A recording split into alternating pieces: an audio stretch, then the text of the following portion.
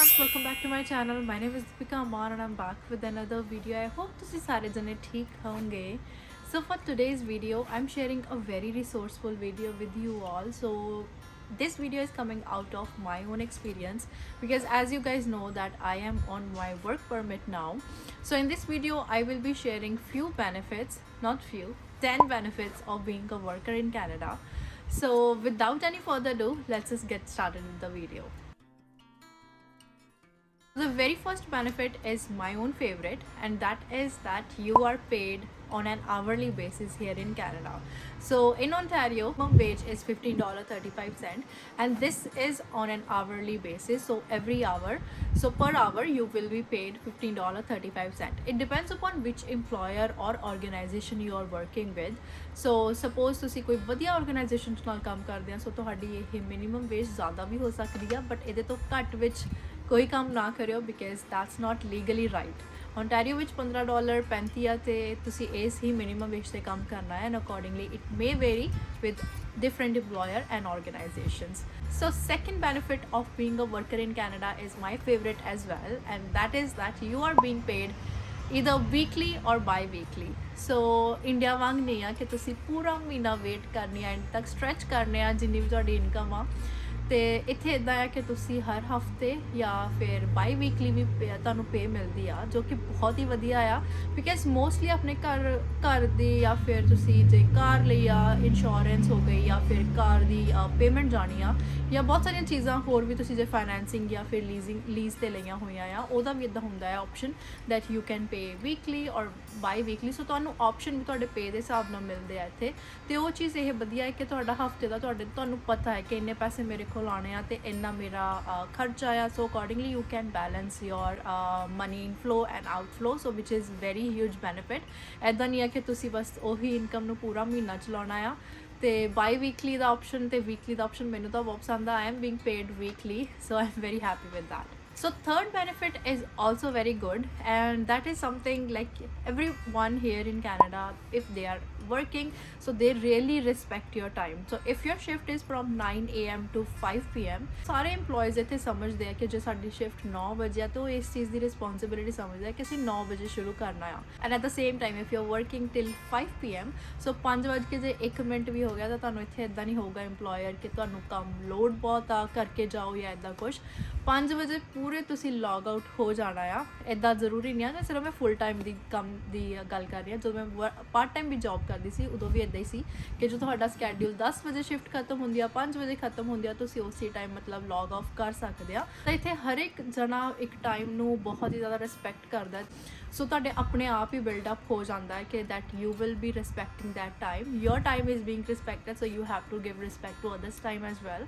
So that is also very good point. Fourth point is a major one because I think that's the reason that most of the people from our back home country wants to move here, and that is something like you will be having that balance between your personal life and your work life. So ਇੱਦਾਂ ਨਹੀਂ ਆ ਕਿ ਤੁਸੀਂ ਆਪਣੀ personal life ਨੂੰ ਇੰਨਾ ਜ਼ਿਆਦਾ time ਨਹੀਂ ਦੇ ਪਾ ਰਹੇ ਹੈਗੇ ਅਤੇ ਕੰਮ ਨੂੰ ਹੀ ਇੰਨਾ ਜ਼ਿਆਦਾ ਪ੍ਰੈਫਰੈਂਸ ਜਾਂ ਪ੍ਰਾਇਓਰਟੀ ਦਿੱਤੀ ਹੋਈ ਹੈ. ਇੱਦਾਂ ਬਿਲਕੁਲ ਨਹੀਂ ਆ.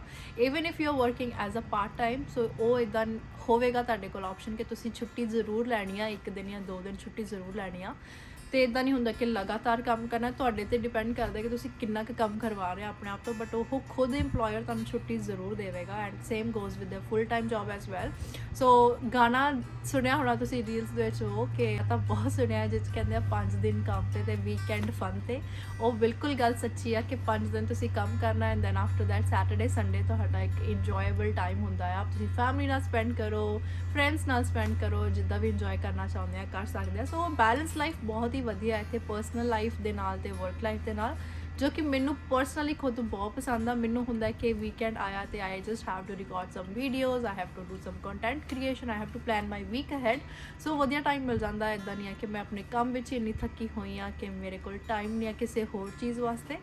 time ਤੁਹਾਨੂੰ ਬਿਲਕੁਲ ਮਿਲਦਾ ਆ. So fifth point must be favorite for all the students because that is something that you will be having that off day on occasions.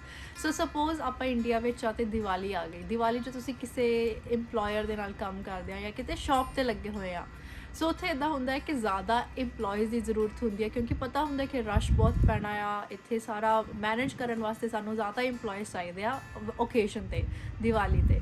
ਸੋ ਜ਼ਿਆਦਾ ਇੰਪਲੋਇਜ਼ ਉਹੀ ਕੰਮ ਵਿੱਚ ਬਿਜ਼ੀ ਹੁੰਦੇ ਆ, ਸ਼ਾਇਦ ਆਪਣੀ ਫੈਮਿਲੀ ਨੂੰ ਇੰਨਾ ਜ਼ਿਆਦਾ ਟਾਈਮ ਨਹੀਂ ਦੇ ਪਾਉਂਦੇ, ਇੰਨਾ ਇੰਜੋਏ ਨਹੀਂ ਕਰ ਪਾਉਂਦੇ। But if you are in Canada, suppose ਇੱਥੇ ਕ੍ਰਿਸਮਸ ਆ, ਕ੍ਰਿਸਮਸ 'ਤੇ ਇੱਦਾਂ ਹੁੰਦਾ ਹੈ ਕਿ ਜਦੋਂ ਵੀ ਕੋਈ ਸਟੈਟ ਹੌਲੀਡੇ ਆਉਂਦੀ ਆ, ਮਤਲਬ ਕੋਈ ਪਬਲਿਕ ਹੌਲੀਡੇ ਆਉਂਦੀ ਆ, ਤੇ ਸਾਰਾ ਕੁਝ ਇੱਥੇ ਸ਼ਟ ਡਾਊਨ ਹੋ ਜਾਂਦਾ, like everything will be shut down and most of the grocery store ਕਾਫੀ ਕੁਝ ਬੰਦ ਹੁੰਦਾ ਆ, ਸਿਰਫ ਰੈਸਟੋਰੈਂਟਸ ਓਪਨ ਹੁੰਦੇ ਆ। ਤੇ ਉਹਦਾ ਵੀ ਮੈਂ ਪੁਆਇੰਟ ਤੁਹਾਨੂੰ ਬੈਨੀਫਿਟ ਦੱਸਦੀ ਹਾਂ ਕਿ ਰੈਸਟੋਰੈਂਟਸ ਕੰਮ ਕਰਨ ਦਾ ਬੈਨੀਫਿਟ ਕੀ ਆ।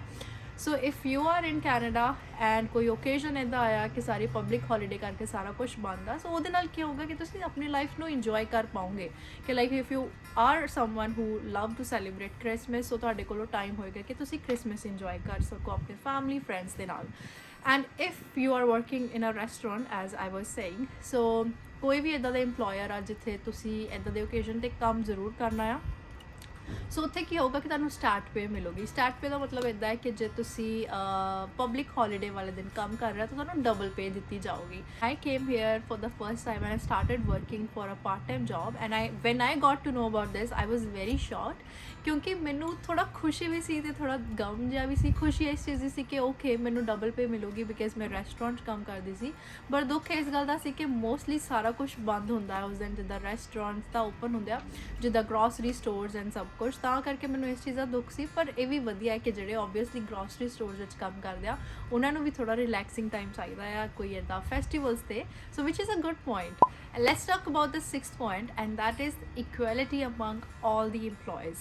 So no matter if you're working as a manager, supervisor, or you're just a regular general labor worker, so ਤੁਹਾਨੂੰ ਸਾਰਿਆਂ ਨੂੰ ਇੱਕ ਇਕੁਐਲਿਟੀ ਬਹੁਤ ਹੀ ਦਿੱਤੀ ਜਾਂਦੀ ਆ ਕੋਈ ਵੀ ਇੰਪਲੋਇਰ ਦੇ ਨਾਲ। ਇੱਦਾਂ ਨਹੀਂ ਆ ਕਿ if I am the manager I will not do anything, I am just going to rule or I'm going to act bossy. So it's not like that. Every person is given equal importance in the organization or as a job role. So the seventh point is about appreciation. No matter if you're working for a small company as a small job title or ਜਾਂ ਤੁਸੀਂ ਬਹੁਤ ਵੱਡੀ company 'ਚ ਕੰਮ ਕਰ ਰਹੇ ਆ ਕੋਈ ਵੱਡੇ ਜੌਬ ਟਾਈਟਲ 'ਤੇ, ਤੁਹਾਨੂੰ ਐਪਰੀਸੀਏਸ਼ਨ ਸਾਰੇ ਇੱਥੇ ਜ਼ਰੂਰ ਦੇਣਗੇ ਜੇ ਤੁਸੀਂ ਦੇਸੀ ਇੰਪਲੋਇਰ ਨਾਲ ਕੰਮ ਨਹੀਂ ਕਰ ਰਹੇ ਆ। So appreciation can be in a form of words ਕਿ ਤੁਹਾਨੂੰ ਐਪਰੀਸ਼ੀਏਟ ਕਰਨਗੇ ਜੇ ਤੁਸੀਂ ਵਧੀਆ ਕੰਮ ਕੀਤਾ, ਵਧੀਆ ਸੇਲਸ ਕੀਤੀਆਂ, ਜਾਂ ਕੋਈ ਵੀ ਜਿਹੜਾ ਵੀ ਤੁਹਾਡਾ ਜੌਬ ਟਾਈਟਲ ਆ, ਤੁਹਾਨੂੰ ਇੱਥੇ ਐਪਰੀਸੀਏਸ਼ਨ ਜ਼ਰੂਰ ਦੇਣਗੇ ਕਿ ਛੋਟੀ ਜਾਂ ਵੱਡੀ ਗਿਫਟ ਕਰ ਦੇਣਗੇ ਕੁਛ ਵੀ। ਪਾਰਟ ਟਾਈਮ ਜੌਬ ਜਦੋਂ ਮੈਂ ਕਰਦੀ ਸੀ ਤਾਂ ਉਹ monthly employee of the month ਇੱਕ ਕਰਦੇ ਹੁੰਦੇ ਸੀ, ਅਤੇ ਉਹਦੇ ਸਾਨੂੰ ਥੋੜ੍ਹੇ ਪੈਸੇ ਅਤੇ ਗਿਫਟ ਕਰ ਦਿੰਦੇ ਹੁੰਦੇ ਸੀ, ਵਿਚ ਆਈ ਵਾਜ਼ ਵੈਰੀ ਹੈਪੀ ਅਬਾਊਟ। ਸੋ ਇੱਦਾਂ ਹੁਣ ਮੈਂ ਜਿੱਥੇ ਫੁੱਲ ਟਾਈਮ ਜੌਬ ਕਰਦੀ ਹਾਂ ਉੱਥੇ ਵੀ ਸਾਨੂੰ ਕੁਛ ਨਾ ਕੁਛ ਗਿਫਟ ਕਾਰਡ ਵਗੈਰਾ ਮਿਲਦੇ ਰਹਿੰਦੇ ਆ। ਤਾਂ ਇੱਥੇ ਇਹ ਵੀ ਆ ਕਿ ਇੱਦਾਂ ਨਹੀਂ ਆ ਕਿ ਸਿਰਫ ਤੁਸੀਂ ਬਸ ਲੋਡ ਲਿਆ ਹੈ ਕੰਮ ਦਾ, ਕਰ ਰਹੇ ਆ, ਤੁਹਾਨੂੰ ਐਪਰੀਸੀਏਸ਼ਨ ਦਾ ਇੰਨਾ ਕੁਛ ਹੈ ਨਹੀਂ ਆ, ਸਿਰਫ you are just giving and you are not getting anything back. It's not like that. in Canada you will be appreciated for every small step you are taking. So by appreciation you will encourage yourself to do even better. So I think appreciation plays a very important role. And ਇਹੀ ਚੀਜ਼ ਆ ਕਿ ਇੱਥੇ ਕੋਈ ਵੀ job ਜਿਹੜੀ ਤੁਸੀਂ ਕਰਦੇ ਆ ਛੋਟੀ ਵੱਡੀ, ਕਿਸੇ ਨੂੰ ਇੱਦਾਂ ਨਹੀਂ ਮੰਨਦੇ ਹੈਗੇ ਕਿ ਇਹ ਕੰਮ ਵਧੀਆ ਨਹੀਂ ਆ, ਤੁਸੀਂ ਸਾਰੇ ਡਾਲਰ ਕਮਾ ਰਹੇ ਆ। ਸੋ ਇਹ ਸਭ ਤੋਂ ਬੈਨੀਫਿਟ ਵਧੀਆ ਹੈ ਕਿ ਤੁਹਾਨੂੰ ਜਿਹੜਾ ਵੀ ਕੰਮ ਕਰਦੇ ਆ you will be appreciated in that role. So the 8th benefit can be limited but I wanted to mention this because ਜਦੋਂ ਤੁਸੀਂ ਪਾਰਟ ਟਾਈਮ ਜੌਬ ਕਰਦੇ ਆ ਸਾਰੇ ਤੁਹਾਨੂੰ ਹੈਲਥ ਇੰਸ਼ੋਰੈਂਸ ਜਾਂ ਹੈਲਥ ਬੈਨੀਫਿਟਸ ਨਹੀਂ ਦਿੰਦੇ, ਬਟ ਕਈ ਦਿੰਦੇ ਆ। ਸੋ ਡਿਪੈਂਡ ਕਰਦਾ ਕਿ ਤੁਸੀਂ ਕਿਹੜੇ ਇੰਪਲੋਇਰ ਨਾਲ ਕੰਮ ਕਰ ਰਹੇ ਆ, ਅਤੇ ਹੈਲਥ ਇੰਸ਼ੋਰੈਂਸ ਬੈਨੀਫਿਟਸ ਤੁਹਾਨੂੰ ਜ਼ਰੂਰ ਦਿੰਦੇ ਆ, ਹੈਲਥ ਬੈਨੀਫਿਟਸ ਜਾਂ ਫਿਰ ਡੈਂਟਲ, ਕਿਉਂਕਿ ਇੱਥੇ ਜਦੋਂ ਤੁਸੀਂ ਸਟੂਡੈਂਟ ਹੁੰਦੇ ਆ you have that health insurance card, like ਤੁਸੀਂ ਫੀਸ ਦੇ ਨਾਲ ਉਹਦੀ ਪੇ ਕਰਦੇ ਆ, ਤੁਹਾਨੂੰ ਕਾਲਜ ਵੱਲੋਂ ਇੱਕ ਹੈਲਥ ਕਾਰਡ ਮਿਲਦਾ ਆ ਟੈਂਪਰੇਰੀ ਜਿਹਾ, ਸੋ ਤੁਸੀਂ ਉਹ ਯੂਜ਼ ਕਰਦੇ ਆ ਇੱਥੇ ਹੈਲਥ ਇੰਸ਼ੋਰੈਂਸ ਕਵਰੇਜ ਵਾਸਤੇ। But after that when you are a full time worker in Ontario you get that health insurance card, health card ਜਿਹਨੂੰ ਆਪਾਂ ਕਹਿੰਦੇ ਆ, ਹੈਲਥ ਇੰਸ਼ੋਰੈਂਸ ਚਲੋ ਕੰਪਨੀ ਵੱਲੋਂ ਹੈਲਥ ਕਾਰਡ ਜਿਹੜਾ ਕਹਿੰਦੇ ਆ। ਸੋ ਕਾਫੀ ਬੈਨੀਫਿਟਸ ਹੁੰਦੇ ਆ ਜੇ ਤੁਸੀਂ ਪਰਮਾਨੈਂਟ ਇੰਪਲੋਏ ਆ ਕਿਸੇ ਇੰਪਲੋਇਰ ਦੇ ਨਾਲ, ਸੋ ਤੁਸੀਂ ਬਹੁਤ ਸਾਰੇ ਬੈਨੀਫਿਟਸ ਅਵੇਲ ਕਰ ਪਾਉਂਦੇ ਆ। ਅਤੇ ਜੇ ਕੁਛ ਵੀ ਆ ਸਾਰਾ ਕੁਛ ਉਹ free checkup, free prescription, ambulance cost, ਸਾਰਾ ਕੁਛ ਉਹ ਫ੍ਰੀ ਹੁੰਦਾ ਆ, ਅਤੇ ਉਹ ਬਹੁਤ ਹੀ ਵਧੀਆ ਬੈਨੀਫਿਟ ਆ। And at the same time ਜਿਹੜੀ ਵੀ ਕੰਪਨੀ ਨਾਲ ਤੁਸੀਂ ਜੌਬ ਕਰਦੇ ਆ ਉਹ ਵੀ ਤੁਹਾਨੂੰ ਹੈਲਥ ਇੰਸ਼ੋਰੈਂਸ ਆਪਣੀ ਪ੍ਰੋਵਾਈਡ ਕਰਦਾ, ਜੇ ਕੁਛ ਵੀ ਹੋ ਗਿਆ at least you will B covered. Health insurance ਤੁਹਾਡੇ ਜਿੰਨੀ ਵੀ ਪੇ ਹੋਈ ਉਹਦੇ 'ਚ ਥੋੜ੍ਹੀ ਡਿਡਕਸ਼ਨਸ ਹੁੰਦੀਆਂ ਆ, ਬਟ ਜੇ ਤੁਸੀਂ ਓਨਟਾਰੀਓ 'ਚ ਹੈਲਥ ਕਾਰਡ ਲੈਂਦੇ ਆ ਉਹ ਫ੍ਰੀ ਆਫ ਕਾਸਟ ਆ।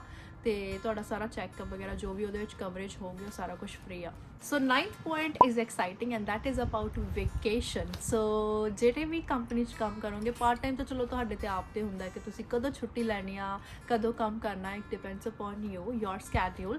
But talking about full time job, ਜਿਹੜੀ ਵੀ ਕੰਪਨੀ ਨਾਲ ਤੁਸੀਂ ਕੰਮ ਕਰਦੇ ਹੋ ਤੁਹਾਨੂੰ ਇੱਥੇ ਵੇਕੇਸ਼ਨ ਨੂੰ ਬਹੁਤ ਜ਼ਿਆਦਾ ਇੰਪੋਰਟੈਂਸ ਦਿੰਦੇ ਆ। ਇਹ ਤੁਹਾਨੂੰ ਖੁਦ ਫੋਰਸ ਕਰਦੇ ਆ ਕਿ go for vacation, go for day offs. So ਇਹ ਚੀਜ਼ ਬਹੁਤ ਹੀ ਵਧੀਆ ਆ। So accordingly you can utilise that and you can spend a good time with your family if you want to go to India in that vacation, or ਕੋਈ ਵੀ country out of Canada ਤੁਸੀਂ ਘੁੰਮਣਾ ਫਿਰਨਾ ਚਾਹੁੰਦੇ ਆ ਤੇ ਉਹ ਜਾ ਸਕਦੇ ਆ। ਬਹੁਤ ਹੀ ਜ਼ਿਆਦਾ ਵੇਕੇਸ਼ਨ ਨੂੰ ਪ੍ਰੈਫਰੈਂਸ ਦਿੰਦੇ ਆ ਇੱਥੇ। ਸੋ hair comes the last point that is 10th point and ਉਹ ਇਹੀ ਆ ਬਸ ਕਿ ਜਿਹੜੀ ਵੀ ਜੌਬ ਤੁਸੀਂ ਕਰ ਰਹੇ ਆ ਜਾਂ ਜਿਹੜੇ ਵੀ ਜੌਬ ਟਾਈਟਲ ਤੇ ਆ, ਚਾਹੇ ਛੋਟਾ ਆ ਵੱਡਾ ਆ, ਸਾਰੇ ਇਕੁਅਲ ਆ।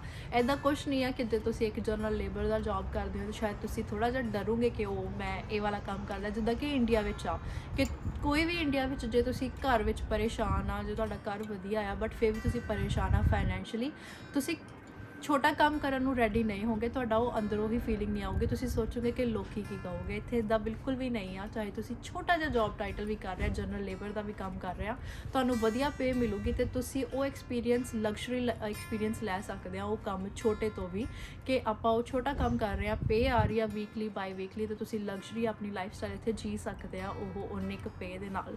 ਸੋ ਇਹ ਚੀਜ਼ ਬਹੁਤ ਹੀ ਵਧੀਆ ਲੱਗਦੀ ਹੈ ਤੇ ਇਹੀ ਸ਼ਾਇਦ ਰੀਜ਼ਨ ਆ ਕਿ ਆਪਣੇ ਪੰਜਾਬ ਜਾਂ ਫਿਰ ਇੰਡੀਆ ਤੋਂ ਲੋਕੀ ਬਾਹਰ ਨਿਕਲ ਕੇ ਕੈਨੇਡਾ ਆਉਣਾ ਚਾਹੁੰਦੇ ਆ, ਕਿਉਂਕਿ ਇੱਥੇ ਕੋਈ ਵੀ ਇੱਕ ਦੂਜੇ ਨੂੰ ਜੱਜ ਨਹੀਂ ਕਰਦਾ। ਤੁਸੀਂ ਛੋਟਾ ਕੰਮ ਕਰੋ, ਵੱਡਾ ਕੰਮ ਕਰੋ, ਸਾਰਿਆਂ ਨੂੰ ਰਿਸਪੈਕਟ ਦਿੱਤੀ ਜਾਂਦੀ ਹੈ and you will be paid for every hour or every work you do, so which is a great benefit. So ਇਹੀ ਸਾਰੇ 10 ਪੁਆਇੰਟ ਸੀ ਜੋ ਮੈਂ ਤੁਹਾਡੇ ਸਾਰਿਆਂ ਨਾਲ ਸ਼ੇਅਰ ਕਰਨਾ ਚਾਹੁੰਦੀ ਸੀ।